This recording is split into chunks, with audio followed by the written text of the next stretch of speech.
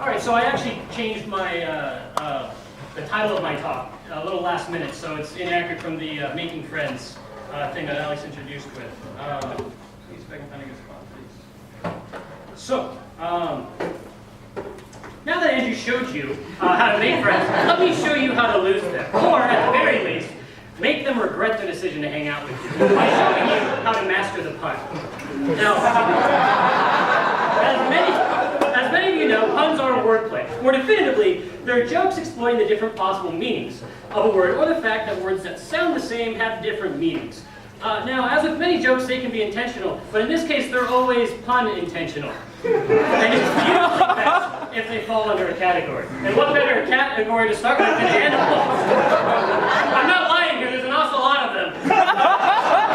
All horsing around aside, this is a good one. You have to approach them with a dogged persistence, or else you're just barking up the wrong tree. What's nice about this category is that you're all qualified to make these puns. You just have to know some animal names. Even so, people will call you a genius for coming up with them on the spot. Now, if you explore maybe the food category, this may end up being the meat and potatoes of your arsenal. Generally, puns are the kind of joke where you can have your cake and eat it too. Because if they're laughing, then you're laughing. But if they're not laughing, then you're laughing at the fact that they're not laughing, and instead trying to glare you out of the conversation.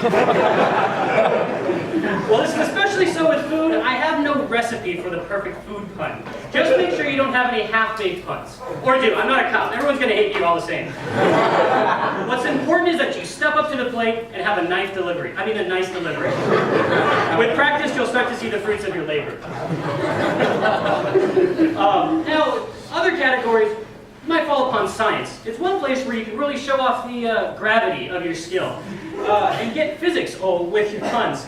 They allow you to direct the conversation in any which way you please, as long as you have the energy to do so. And you can adjust these puns to the chemistry of the crowd.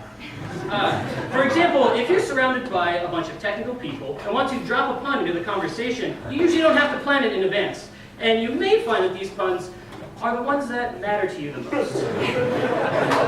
Generally speaking, a pun can be atomic, or you can compound them together to elicit different reactions from people. So, if you find that you're getting motherboard with the other topics, you can always move on to computers. Now, hopefully it isn't too much of a hassle to come up with these topics, because you may need this category to be functional around your classroom. Especially if you and a bunch of your computer science friends are having dinner. You can get a round robin going with some pretty high level puns. And you'll all feel like a bunch of dying philosophers. Metaphorically speaking. Of course. After some time, you'll be able to answer the age-old question, how many options does Apple provide on their iMac keyboard? It's 2. Just 2. I was a math major for my undergrad, and what I learned is when you're around mathematicians, you need to make sure that your math jokes are kosher. You might think that you can't or won't be able to do that, but you'll likely find that mathematics can form the basis to a continuous stream of puns that really differentiate you from a normal person saying puns, and keep you ahead of the curve. There's 3 things to focus on to achieve a high probability of success in the math category. 1 is try not to be redundant. You don't want any puns that are derivative works from earlier in the conversation. 2, avoid going off on tangents, particularly ones that are puns about puns. Always stay topical. And 3, have the right inflection to get your point across. It's integral to your success.